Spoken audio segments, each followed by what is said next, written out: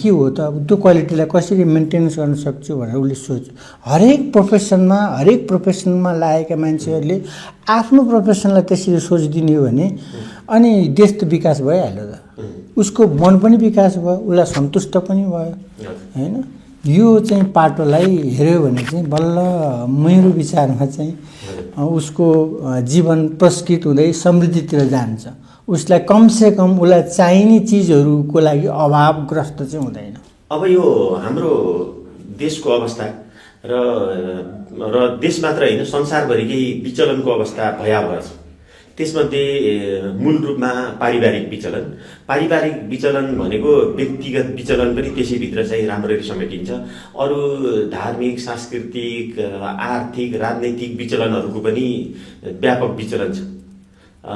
यो यहाँले हजारौं विद्यार्थी हजारौं अभिभावकलाई चाहिँ दिनकै चाहिँ डिल गरिरहनुहुन्छ नि त्यसबाट चाहिँ परिवारको अवस्था समेत यहाँलाई केही हदसम्म जानकारी हुन्छ। अलिकति बताइदिनुहोस् न त्यो विद्यार्थीहरू र अभिभावकमा गरेको अध्ययनले विचलनको अवस्था कस्तो छ अहिले? मैले बुझे अनुसार चाहिँ के छ भने परिवारभित्र एउटा हामीले चाहिँ इङ्ग्लिसमा कम्युनिकेसन ग्याप भन्छौँ नि कम्युनिकेसन ग्याप छ कि हैन।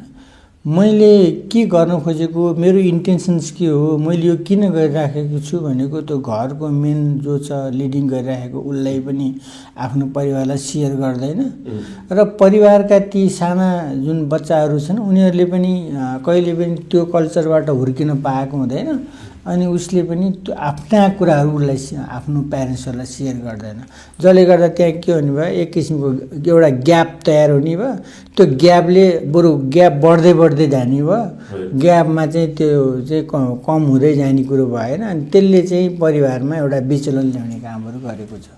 एउटा कारण चाहिँ त्यही हो सेयरिङको अभाव छ। किनभने अब के हुनुपर्छ भने परिवारभित्र चाहिँ जहिले पनि बेलुका खाना खाने बेलामा हैन सबैको मोबाइल अफ हुनु पर्यो एक आपसमा बसेर सँगै खानु पर्यो हैन। यहाँ त के छ त्यस्तो छैन त्यो 5 जनाको परिवार छ भने 5 चोटि खाएको हुन्छ एकैचोटि खाँदैनन् हैन सँगै बसेर खानै चाहँदैनन् कि उनीहरू यस्तो खालको भइसक्यो। खाए पनि आफ्नो मोबाइल हेरेर एउटाले मोबाइल हेरेर खाने अर्को चाहिँ 2 जना एकचोटि खाने हो कि 1 जना एकचोटि खाने 1 जना एकचोटि खाने। त्यो भान्सा चाहिँ के छ भने चाहिँ बेलुका 6 बजेदेखि 12 बजेसम्म हो कि 11 बजेसम्म त्यो भान्सा त्यत्तिकै बसिराखेको हुन्छ अनि त्यसपछि त्यो खानाको भाँडाहरू चाहिँ बेसिनमा त्यत्तिकै बसेका हुन्छन् जुन